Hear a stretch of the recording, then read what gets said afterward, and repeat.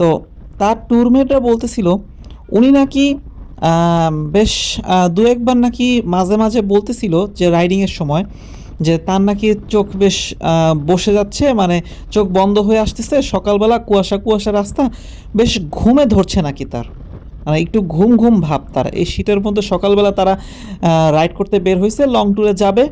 তো সকালবেলা যখন তারা লং ট্যুরে যাচ্ছে, হাইওয়েতে বেশ কুয়াশা কুয়াশা রাস্তা হালকা হালকা, তো তার চোখটা একটু বসে বসে আসছিল।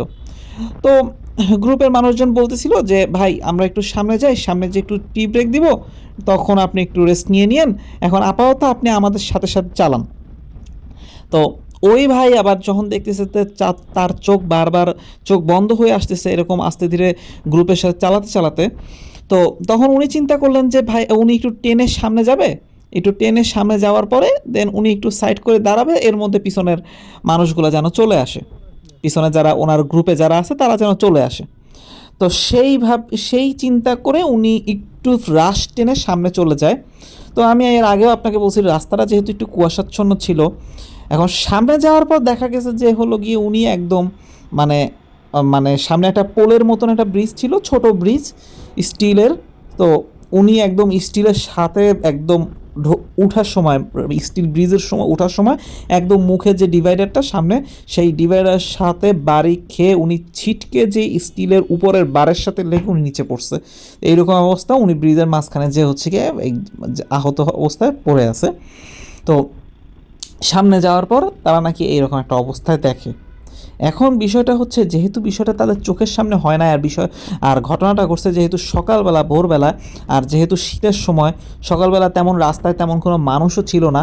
এখন আসলে কি হয়েছে সেটা আসলে বোঝা কঠিন, যে ওনাকে পিছন থেকে ধাক্কা দিয়ে কেউ পোলের সাথে ফালাই দিছে কিনা, নাকি উনিই যে মেরে দিছে, এটা আসলে বলার মতন কোনো উপায় নাই, বা যারা ওনার গ্রুপে ছিল তারাও আসলে দেখে নাই। তবে তার বাইকের যে অবস্থা, পিছনতে যেহেতু ওনার বাইকে তেমন কোনো ক্ষতি হয় নাই, তাতে বোঝা যাচ্ছে যে উনি যে ব্রিজের ডিভাইডারের সাথে লাগাই দিছে।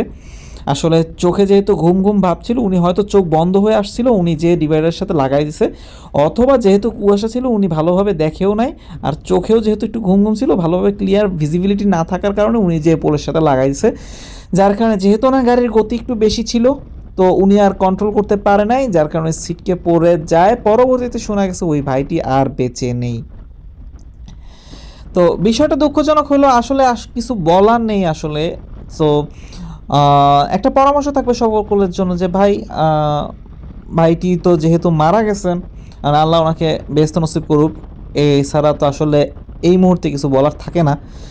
তো আপনাদের কাছে একটা কথাই বলবো যে ভাই, আপনারা হাইওয়েতে যারা রাইড করেন তারা অবশ্যই সাবধানে রাইড করবেন। বেশি অ্যাগ্রেসিভ, বেশি রাশ হওয়ার কোনো কারণ নেই। ওই ভাই যদি তার গ্রুপের সাথে যেত, আস্তে ধীরে যেহেতু গ্রুপ যাচ্ছিল, উনি যদি গ্রুপের সাথে যেত তাহলে হয়তো আজকে এইরকম পরিস্থিতি না হলেও হতে পারতো।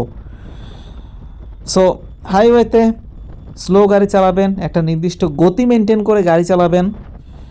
আর যদি ভিজিবিলিটি কম থাকে তাহলে অবশ্যই সাবধানতার সাথে গাড়ি চালাতে হবে। যদি চোখ বন্ধ হয়ে আসে তাহলে অবশ্যই একটু সাইড করেন, একটু রেস্ট নিয়ে নেন, কারণ হাইওয়ে জায়গাটা খুব সেন্সিটিভ। এখানে যে কোনো মুহূর্তে যে কোনো কিছু হইতে পারে।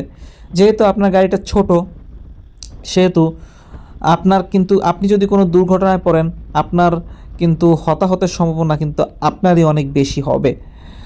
সো আপনার গাড়ি যদি বড় হতো, একটা বড় বাস হতো, তাহলে দুর্ঘটনা যদি ঘটেও তাহলে অনেকটা ক্ষেত্রে বাসের উপরের বডির উপর দিয়ে যায়, আপনার কিন্তু দুর্ঘটনা ঘটার সম্ভাবনা তুলনামূলক কম থাকে। কিন্তু বাইক যদি দুর্ঘটনা ঘটে ভাই, এটা হয় আপনি বাঁচবেন, না হয় আপনি মরবেন। জীবনটা সম্পূর্ণ আপনি হাতে নিয়ে গাড়িটা চালাচ্ছেন।